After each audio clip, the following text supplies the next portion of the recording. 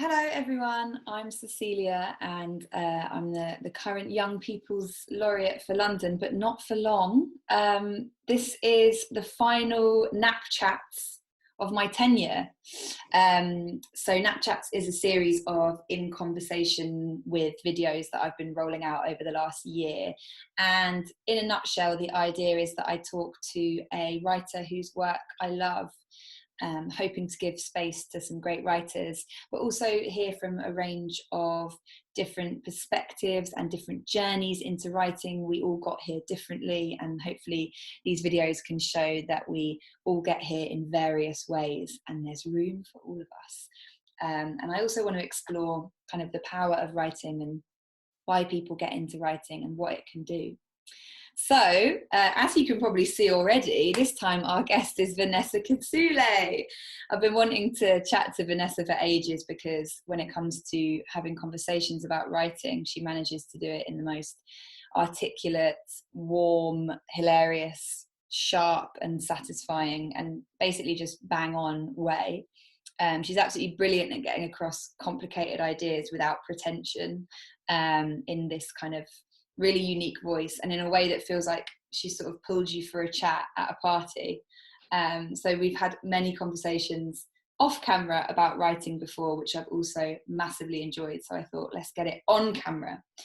So a little bit about Vanessa, as well as having some of the best Twitter threads in the world. Vanessa is a phenomenal poet and writer in her own right. She's a slam veteran, having won titles including the prestigious Roundhouse Slam. I remember that day very well. She's published 2 books, Joyriding the Storm and Recipe for Sorcery, both with Burning Eye Books. She was Bristol City Poet for 2 years, which we're going to ask her about later, during which her poem about the historic toppling of Edward Colston's statue, Hollow, went viral, baby, gaining over 600,000 views on Twitter in 3 days. She's written for all sorts of great places, including the BBC and The Guardian, Glastonbury, Don't Flop. The list goes on, and she's dipped her toes into theatre too. Her show Sexy toured in 2017, and she's worked with numerous other theatres, including Bristol Old Vic. She is working on a collection of essays, which I cannot wait to read, and she's also working on a novel. Welcome to KnappChats, Vanessa Kisuule.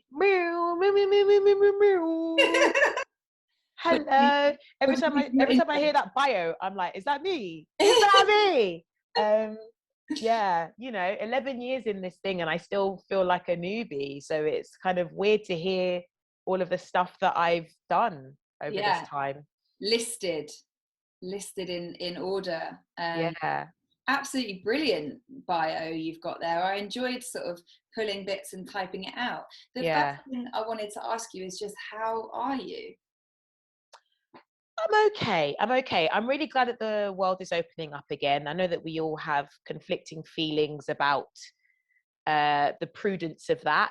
Every now and then I'll read a tweet from someone who seems very anxious and sad about the fact that people are out at festivals and clubs whilst, the Delta variant is out, also trying to do a hot girl summer. So every now and then I'll be like, oh, are we jumping the gun a bit with this? But I think, on a really selfish level, it's just really nice to be able to see friends again, to be able to go out to galleries or, to social events. I'm starting to remember how to do that, remembering how to be a human amongst other humans. So that's been lovely.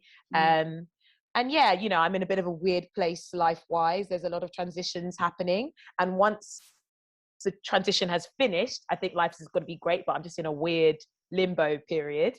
But yeah, other than that, I'm good. Did you get that thing when the world started opening back up again where you'd like go to meet someone or go to an event and then you'd come home afterwards and be like, exhausted? Yeah, but also, what did I say? It's all a blur. I hope I didn't say something embarrassing or incriminating, or people still like me.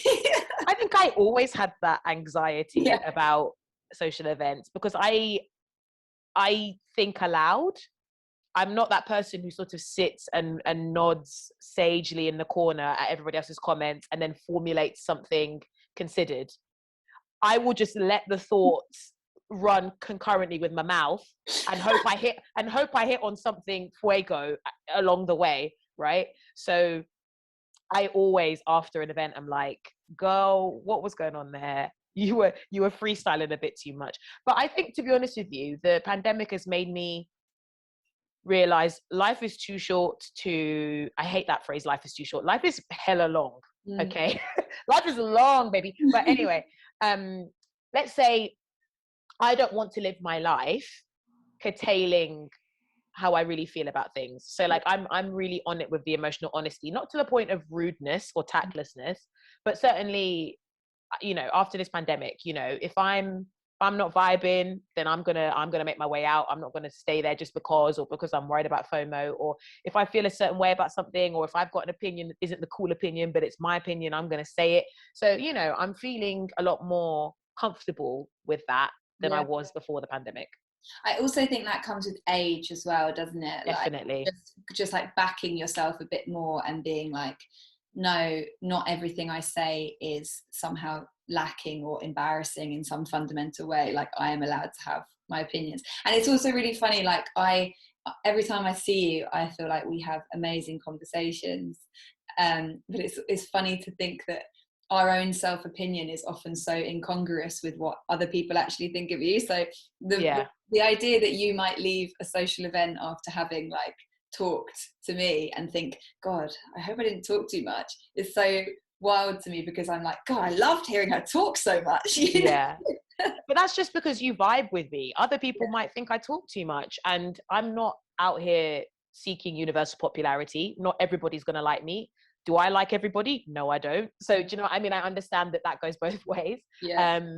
So for some people, I might be a little bit too chatty, and that's okay. They just need to find someplace else to be, I guess, if they can't handle the garrulousness.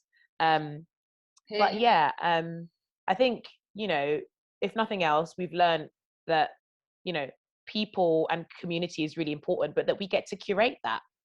Like, don't be around people that make you anxious or bored or frustrated. You know, I mean, obviously there's only so much you can control that. Certain interactions are, you know, obligatory, but you know, like when it comes to your downtime, your social time, be amongst people that stimulate you, that make you happy, that are on your wavelength, you know. That self-help book is Shut up. writing itself. It's writing itself. Right, let's talk about writing, because that's what we're here for.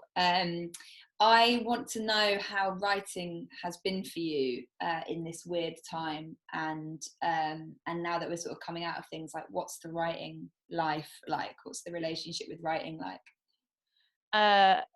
So I think I have had an opposite experience to most people. Sorry, the lighting is really there you go. bit strange. There we go. In that during the pandemic, I found it really easy to write, and I found it a very fruitful time and space because everything stopped and I could think more clearly.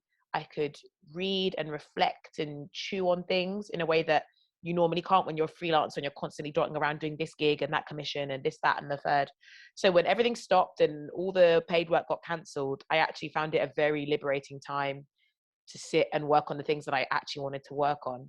And then ironically, as things have started to open up again, there's still lots of things for me to write, but I'm really struggling to, because I'm forgetting how to balance a full social life and sort of all the comings and goings of a modern metropolitan lifestyle with sitting down and writing. And I think this is why there is that cliche of the secluded writer in, you know, their little cottage in the middle of nowhere in some rural idyll.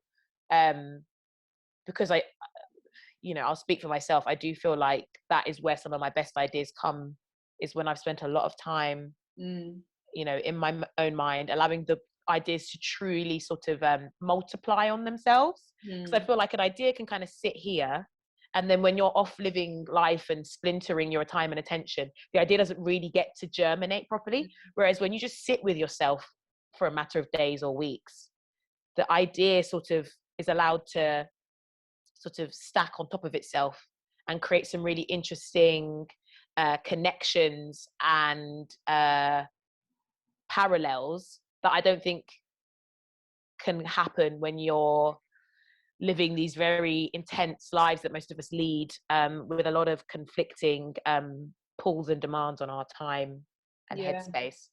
So yeah, I've actually found the resuming of normal life quite inhibitive to my writing and creative process. Yeah, that's so interesting. And what I find at the moment, because I think sort of tentatively thinking about my next book, so I'm doing a lot of like writing things down in my phone notes, and now that things are opening up again, I find myself walking down the street and going, oh my God, I had an idea this morning when I was in the shower, or I had an idea this morning when I was putting the bins out and I didn't write it down.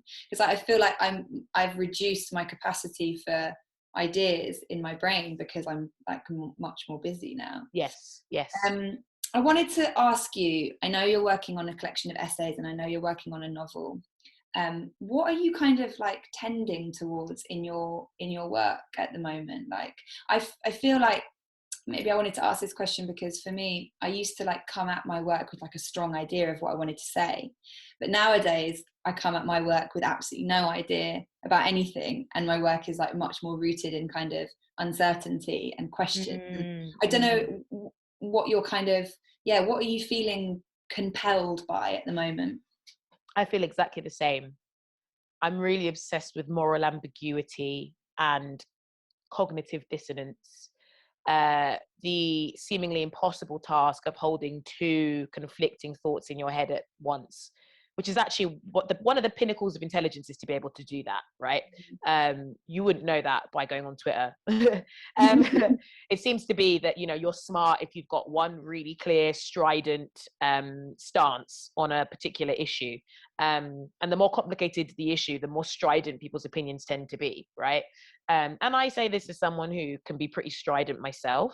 I've certainly calmed down, but I think we need to be honest about the comfort we feel in having strong opinions, in the work we absolve ourselves of when we have strong opinions. It's harder to just sit in the gray. In fact, it's so uncomfortable to the point where I think we often choose to be either very binary in our thinking or to be apathetic.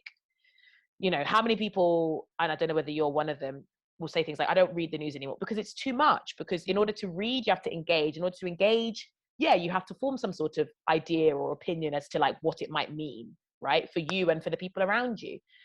It's incredibly strenuous on top of all the things we're doing as individuals to get by.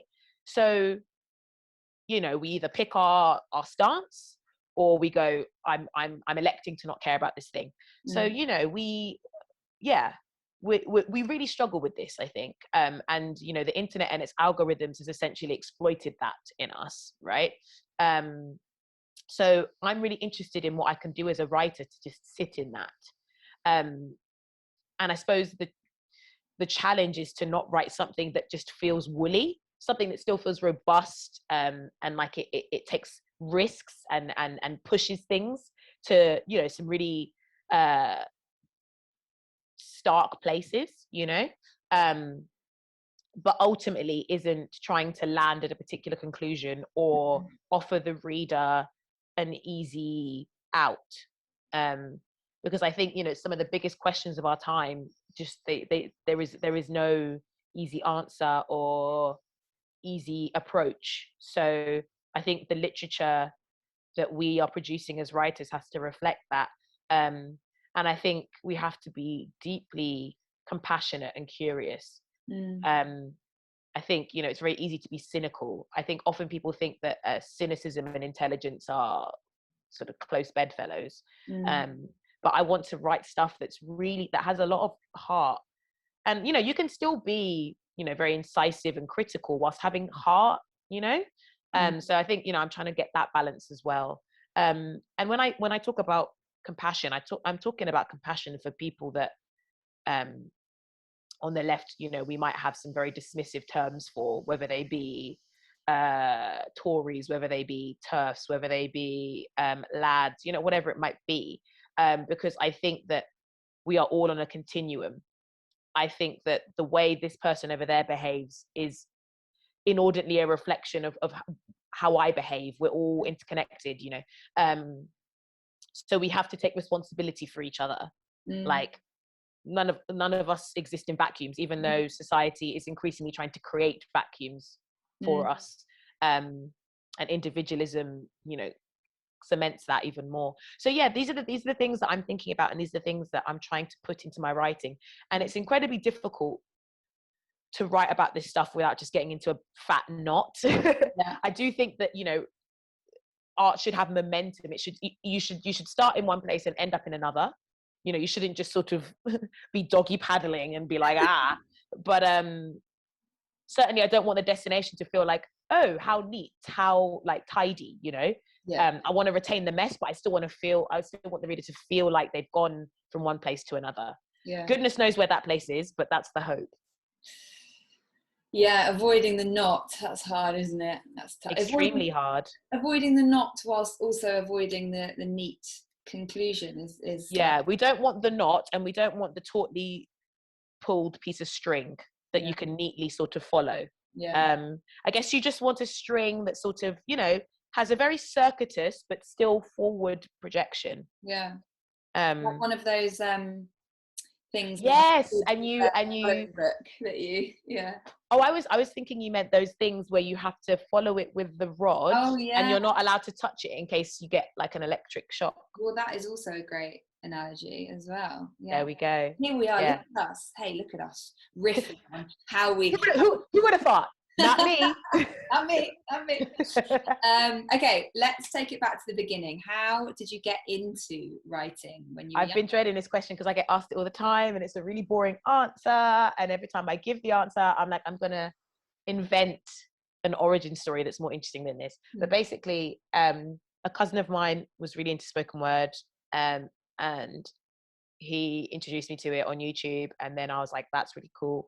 And then I went to Poetry Cafe in Covent Garden and did a poem, and that's literally it, guys. And then it all just sort of spiraled from there. I don't think that's a boring story. I think that's what that story does, is it exemplifies one of the kind of more accessible or like democratic routes into being a writer, because I like the idea that you found it on the internet, which is, you know, available to most people, and that it was like a little YouTube clip that sparked your interest, and that then you could go to a place for free and watch some other people do some poems and maybe do some open mic yourself. Like, I think that's a cool origin story, you know? Oh, well, thank you for reframing it. You're right. I think it's definitely an example of one of the most beautiful things about spoken word. You know, it was that place for the outliers, the people that weren't going to get poems published in the Rialto or whatever else. And that's not to pigeonhole us. There are many people that started in spoken word and slam that are now getting published by Carcanet and, you know, Tin House Press and all those people, as you and I both know.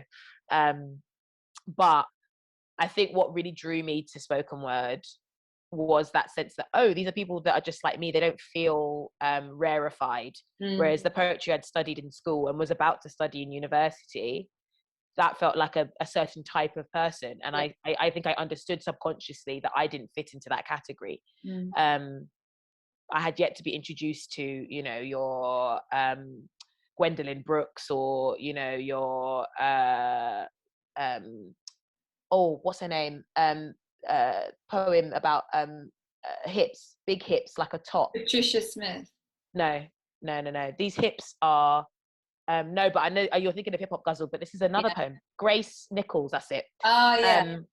I hadn't been introduced to the contemporary Black poets that might have made me make the connection in my head that I could also be a part of the canon, right?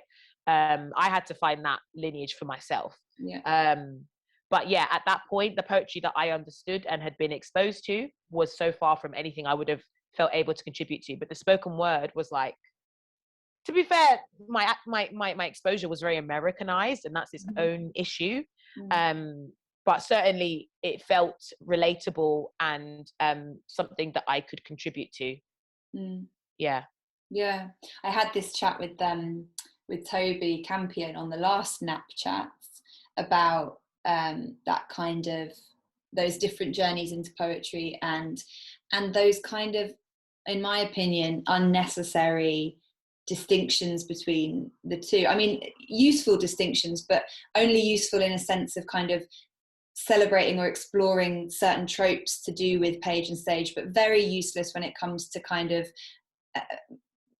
attributing a value to either one of them. Yes. I mean, and I think that we've got such an instinct and such a desire to kind of binarize the spoken word and the page poetry, and I just think, why? Like, we were talking just before we started recording about, you know, these 2 different types of poetry, or 100 different types of poetry as there are, can happily all coexist in the world, and they don't become diminished just because one person, you know, goes to an open mic night and doesn't open an anthology of, you know, maybe we love it.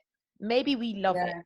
I honestly wonder sometimes, because we have the same conversation over and over, not just about poetry, but, you know, anything where we are obsessed with categories and genres and definitions of things, definitions of self, you know, whether that be, you know, your orientation, you know, your nationality, your personality type. You know, what's that personality test that you can take, and it gives you like 4 letters. You know, you could be an INFJ or an EPA. You know, we're obsessed with it. So I think there's an unfortunate aspect of human nature that wants to know what everything is by virtue of what it's not. And yeah, I don't know. I guess maybe the categories exist because then we have something to push against. We have something to subvert. We have something to play against. Maybe if it was just a complete free-for-all, we wouldn't be as excited or compelled or challenged by anything. You know, and I think on you know, speaking as on a performance level, there is that really exciting thing of, you know, being on a lineup and you see other people doing things on stage and you're like, oh, maybe I'll do this because it's something different. You know, I think we like to have something to push against. You know, so when I think about the expectations of me as someone who came from spoken word, the expectations of me as a Black writer, that's why I like going up and being like, here's my poem about an octopus. That's not to assume that everybody in that audience doesn't think that someone like me could write about that, but I'm very well aware of the tropes and expectations of what themes I should be writing on and how I should be writing them. And I like to fuck with that. So the categories are almost like a creative they're like a jumping off point, you know. You can lean into them, you can lean away from them. You know what I mean? I like that. And I would also never kind of dig out or turn my back on like spoken word or poetry that is kind of foregrounded in performance and voice, because I think it's such a skill, and it's also where I came from. And, you know, also, you know, despite the fact that my work might be more kind of the stuff that I'm writing is, I'm thinking, you know, I'm working towards putting it in a book, that doesn't mean that when I see a bit of spoken word or I reflect on like some of the poems that I used to write, although actually I have to say some of the poems I was about to say, you're lying. I know that you hate all of your old stuff. I hate all of my old stuff, but I don't think I would. I think there's, but also, and this is another thing that we probably don't have time to get into, there's good spoken word and there's bad spoken word, isn't there? Sure. And there's good page poetry and bad page poetry. Yeah, exactly. But sometimes it's not, I think the expectation might be, oh yeah, you know, you're writing more for the page now. You've sort of, now you look at spoken word and you think, oh God, that's awful. But when you see an amazing piece of spoken word, that's a real joy. And I think also, I think people like Dinez Smith have proven that the way the two inform each other, when you understand language as an oral art form and how that impacts your choices as to the way you're phrasing things. And then you're not just thinking about that as its own thing and then, okay, now I'm writing a collection, so that's its own thing.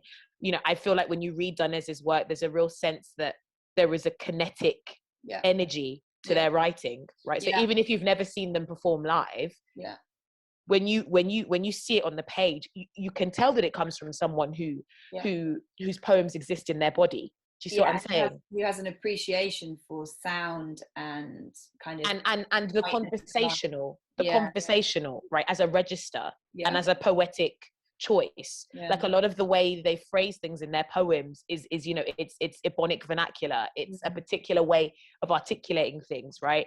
the rhythm and the bounce and the undulation or whatever it might be, right?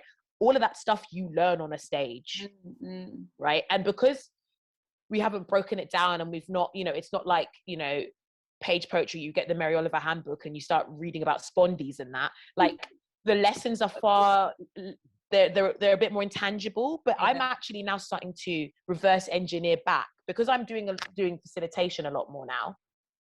I'm starting to realize there are so many intricate things that I learned just from constantly being on stage and constantly watching people on stage that are actually very complex things, probably the sort of things that there's whole theory books on if you go to Lambda or you go to theatre school or you go to clowning school, things about the power of a pause or the way you hold your shoulders, different volumes and what they do, so many things that you just sort of learn through trial and error, or you imitate somebody else that you admire and then you eventually, but all of that is stagecraft, which is just as intricate as learning how to write a sestina or whatever. We just don't think about it. I would love to do a whole masterclass on the sonics and performance styles of someone like Selena Godin, right, who I consider a huge influence in my performance style. And when you think about, the use of repetition, you think about the fact that she came up doing poetry in between punk sets, right? So of course she has this energy because she had to fight for attention and, people who aren't afraid to chuck a bottle of piss at someone if they're not entertained, right? That is going to form you in a particular way as an artist, right? And you can see even now she might be reading in Cheltenham Literature Festival or whatever, no fear of bottles of piss. But that is why when she's on stage, it's boom. Do you know what I mean? So observing that, I'm sure that I could break down all the things that are going on there in quite a sort of intellectual way. But Selena didn't come to it that way. You just jump in there and you go. It's instinctual, and I think I love that sense that it's learned it accumulatively and it becomes instinctual. And sometimes I feel the pressure so much to explain why I did something and why I wrote something and how I arrived there. And sometimes the only thing I know about how I got to a certain line or place is that I don't know how I got there. And I think that obviously there's some reason why I got there, to this poem, to this piece of writing, to whatever, but it's probably just a mass accumulation of a lot of years of reading. And I think this is why the word instinct sometimes does a disservice to that process. And this is what I mean about reverse engineering. I didn't know that I was studying. I didn't know that I was I might do a gesture in a poem one time and then I didn't do the gesture the next night. And then instinctually my brain is making the choice between which is most effective. I'm not aware of that thought process, but that was what was going on. And that's how poems slowly adjusted over time. I learned that pause there works really well. But actually, or like this call and response bit works really well here, but only if the audience is a certain size. Or actually, you need to do this poem first to kind of gauge the energy of the room before you try doing a call and response. All these things that you pick up and learn about how to get an audience on side, or how to switch from a poem about death to a poem about armadillos, right? There's incredibly intricate things going on in our brains to work out how to do that and do it successfully. And I think it is possible. Yes, sometimes it is just instinct, but I think again, instinct doesn't really do service to what's going on. Like, I do think our brains are incredibly good at like crunching stuff whilst we're just sitting there like eating an apple or doing whatever. Like, all of this information is being filtered and processed. Do you know what I mean?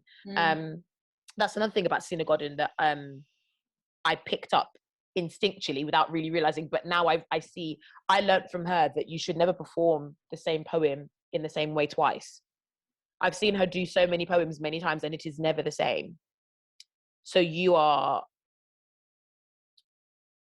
honoring the specificity of a moment and the ephemeral nature of a moment. It is that moment in that time and it can never be replicated, right?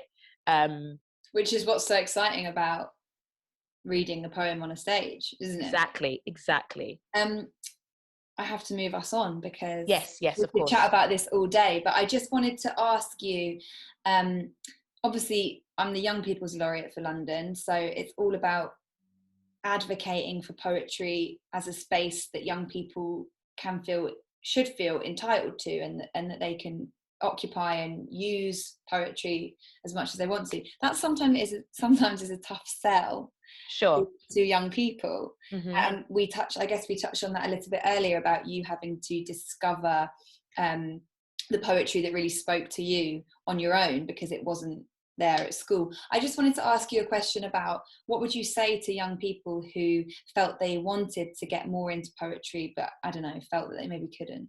Mm-hmm. I mean, I want to make clear that I loved the poetry I was reading in school, but I didn't see the connection between me being a writer of poetry and what I was reading, you Right. know. So I could approach it from an intellectually curious perspective, but not as I could be part of this world and this space, right? Because I went on to study English lit at university, so you know I was into that. So you know, for young people that want to get into poetry, I would say just be really hungry, like consume as much as possible, not just poetry, like the world around you, like eavesdrop on conversations, like really pay attention to the way people speak, the way they phrase things, pay attention to your emotions, write things down, and don't always worry about it sounding profound or lyrical or it rhyming or this or that. Just write down your observations, or you know, if you see an interesting plant, like try and describe it and describe the things it makes you think of. Watch, you know, if Netflix is telling you based on what you've already been watching, watch this, watch something else, go into some random part of Netflix that you would never normally go. If you usually watch Real Housewives of Atlanta, try watching like a manga film, you know, and vice versa. Like be hungry, right? And same with poetry. Read everything. Read Donne, read Yeats, read Larkin, read Rumi, and then also look at what's going on in the spoken word scenes, look at what's going on in the slam scenes, like read it all, consume it all. You're allowed to love it, hate it, be bored by it, but you're going to find stuff that makes you feel all of those things. So all I can say is just like take it all in, and don't feel like there's an opinion you should have or a conclusion you should have about any of it. I know it's very intimidating when someone says these are the great poets, you know, and hands it to you like it's some golden orb, you know. A lot of these poets are dead. So do you know what I mean? Like what are they gonna do if you hate their poem? What are they gonna do to you? Nothing, right? So develop your own opinions, your own feelings. Don't worry about what did they mean by it. Like interpret it however you see fit. What does it make you think of? What does it remind you of, right? So yeah, don't be intimidated by any type of art. I don't care if it's in the Tate. I don't care if it's on a wall in the city. Like it's yours. It belongs to you. So take it all in is all I'd say. And that is going to make you the best type of artist you can be. In order to contribute, you have to also be a consumer. So really develop your taste, know what you like and know what you don't like. Yeah, that's the advice I would give. I think that's absolutely brilliant advice. Take it, it's all yours. Man, honestly. Yeah. This is the thing that makes me sad. Like, people are made to feel like they're stupid. Oh, you didn't know that was a reference to a Greek myth that's or like, oh, you didn't understand that in this painting, actually it's a reference to his protege that was Yeah. We are pushing people away in droves because we're so obsessed with correcting people or telling people that they need, in order to understand this thing, they need to have read that thing or heard that thing, or just away with all of that, away with all of it. Yeah, I agree. I big agree. I'm just conscious that we're running out of time a little bit. Yes. So the last thing I'm going to ask you to do is just share a piece with us, whether that's something that you've written or someone that you admire. Just let's end with that nice little moment. Sure thing. Okay, so this is a poem called Blessings. I've been thinking about aunties a lot. Boyega has written an amazing pamphlet called Auntie and Uncle Poems, which I'm actually really annoyed about because I wanted to write about aunties and he's done it so well. I feel like I need to just concede. I need to concede defeat. But this is a poem about aunties that I wrote a while ago. And just the conflicting relationship I have with some of them. Blessings. She says your arms look flabby in vest tops. Picking fluff from your afro, she frowns, asks, what kind of name is that for a boyfriend? You are told to serve her cold juice in a tall glass, greet her on bent knees as if seeking blessings or forgiveness. She throws a glance at you, sharp and private as toothache. You refill her glass only when asked. She leans her weight into fresh stories of cousins you've met at christenings, a blur of beaded braids, buck teeth, and satin. One is pregnant, another studying medicine, one sent to Entebbe with no return ticket, cheek no doubt still stinging. You take the empty glass away, and in the kitchen's complicit hush, slice her up.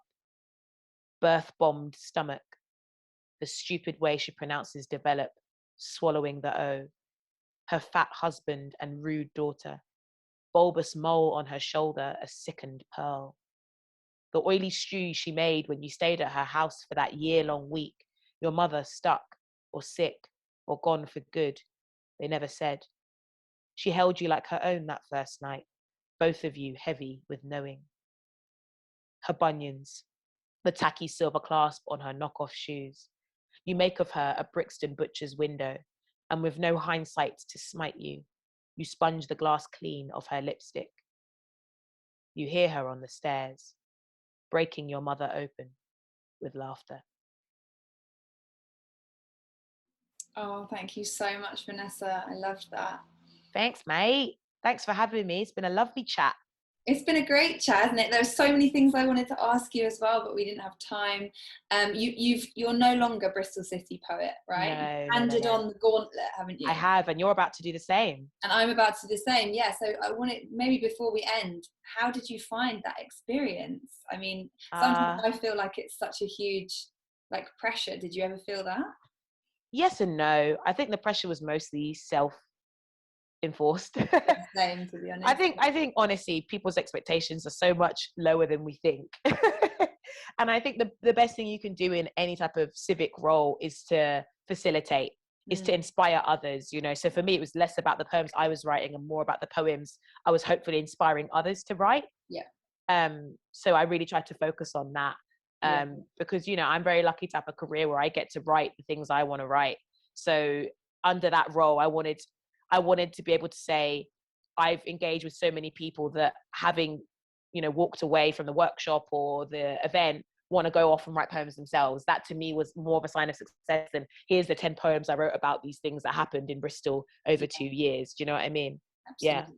Yeah, totally. I totally agree. And I feel if I could enable a handful of people to feel that they can pick up a pen and do some writing, then I would be very, very happy. That's all I want to do, really. Oh, you're so gifted at it, babes. You are one of the best facilitators that I've personally encountered.